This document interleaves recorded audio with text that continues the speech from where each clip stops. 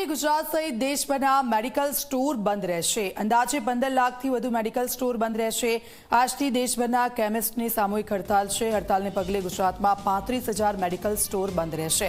અમદાવાદમાં દવાની 3,000થી વધુ દુકાનો બંધ। દવાના ઓનલાઈન વેચાણને લઈને કેમિસ્ટમાં ઉગ્ર વિરોધ થઈ રહ્યો છે। નકલી દવાના ઉત્પાદન અને વેચાણ મામલે કાર્યવાહીની માંગ।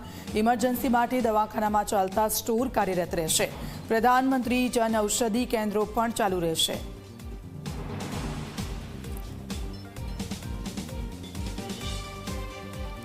તો સુરતના દ્રશ્યો મેં આપને બતાવી રહ્યા છે। સુરતમાં સવારથી જ 3,000થી વધારે દુકાનો છે કે જે આને સમર્થન આપી રહી છે। સીધા જઈશું, ચેતન અમારી સાથે જોડાઈ ગયા છે। ચેતન, દવાની તમામ દુકાનો છે તે બંધ છે ને તેનાથી હાલાકી તો થઈ જ શકે છે।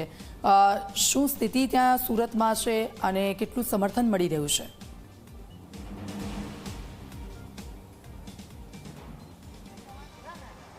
જી બિલકુલથી ઓનલાઈન દવાના જે વેચાણ છે તે વેચાણને લઈને મેડિકલ સ્ટોલ ધારકો આજે હડતાલ પર જોડાયા છે। ખાસ કરીને ગુજરાતની વાત કરીએ તો ગુજરાતમાં 30,000થી વધુ જે મેડિકલ શોપ છે તે આજે બંધ રહેશે। અને મહત્વની વાત છે કે સુરતની વાત કરીએ તો સુરતમાં 3200થી વધુ જે મેડિકલ શોપ છે તે બંધ રાખવાનો એક મહત્વનો નિર્ણય કરવામાં આવ્યો છે। આપ જોઈ શકો છો સુરતના આઠવા ગેટ વિસ્તારના સીધા દ્રશ્યો છે, જ્યાં મેડિકલ શોપ છે તે વહેલી સવારથી બંધ જોવા મળી રહી છે। 8 વાગ્યાના અરસામાં મેડિકલ શોપ ખુલી જતી હોય છે, પરંતુ આ મેડિકલ શોપ ધારક પણ હડતાલમાં જોડાયા છે।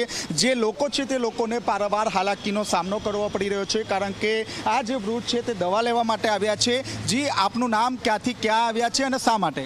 અક્ષયભાઈ ભજીયા, મારે રહેવાનું છે પાર્લે પોઈન્ટ ને રોજની અમારી પ્રેશર સુગરની દવા અમારે લેવાની હોય। આ ઉંમરે તો લેવાની જ હોય, પણ અમે મહિના લઈએ છીએ। લેવા આવેલો હતો મહિનાની, એટલે હું દુકાન બંધ જોઈ, મને એક્સેપ્ટ ખબર નહીં હતી બંધ હતી આજે દુકાન। તો હવે દવા વગર 10 દિવસથી દવા છે હજુ, એટલે હાલાકી પડી રહી છે દવા। હા, અમે વહેલેથી જ કરીએ કે આવું કંઈ હોય ને તો બોલો આપણું અટકે નહીં દવા લેવાનું। હજુ 10 દિવસની ઘરે દવા છે હજુ, એટલે કાલે ખુલ્લી છે ત્યારે લઈ લઈશું અમે।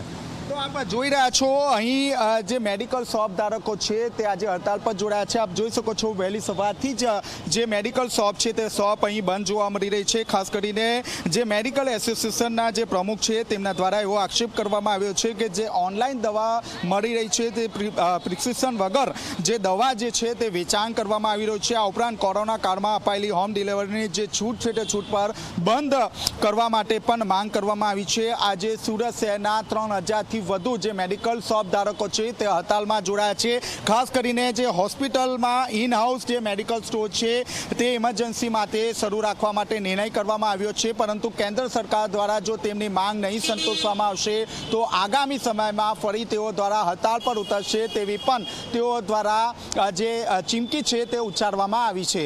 જી બિલકુલ, આભાર। આપની પાસેથી અપડેટ્સ લેતા રહીશું, ચેતન।